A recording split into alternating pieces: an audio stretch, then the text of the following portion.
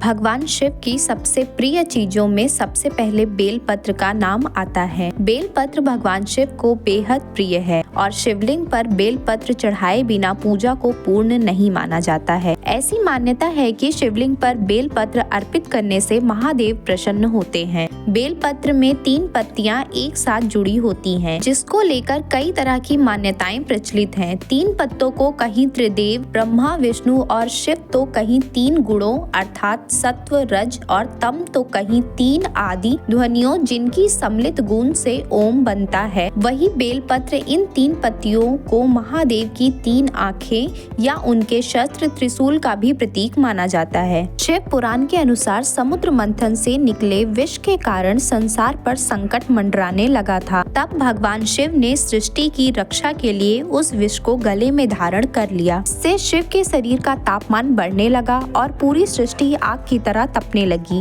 इस कारण धरती के सभी प्राणियों का जीवन कठिन हो गया। सृष्टि के हित में विष के असर को खत्म करने के लिए देवताओं ने शिव जी को बेलपत्र खिलाए। बेलपत्र खाने से विष का प्रभाव कम हो गया। तब से ही शिव जी को बेलपत्र चढ़ाने की प्रथा बन गई। बेलपत्र के महत्व में एक अन्य कथा भी प्रचलित है। एक भील नाम का डाकू था। यह डाकू अपने परिवार का पालन पोषण करने के लिए लोगों को लूटता था। एक बार जब सावन का महीना था, भील नामक यह डाकू राहगीरों को लूटने के उद्देश्य से जंगल में गया। इसके लिए वह एक वृक्ष पर चढ़कर बैठ गया। देखते ही देखते पूरा एक दिन और पूरी एक रात बीत जाने पर उसे कोई शिकार नहीं मिला। जिस पेड़ पर वह डाकू चढ़कर छिपा था वह बेलपत्र का पेड़ था। रात दिन पूरी बीत जाने के कारण वह परेशान हो गया था और बेलपत्र के पत्ते तोड़कर नीचे फेंकने लगा। उसी पेड़ के नीचे एक शिवलिंग स्थापित था। भील जो पत्ते तोड़कर नीचे फेंक रहा था वे शिवलिंग पर गिर रहे थे और इस बात से भील पूरी तरह अनजान था। भील द्वारा लगातार फेंके जा रहे बेल के पत्ते से शिवलिंग पर गिरने से भगवान शिव प्रसन्न हुए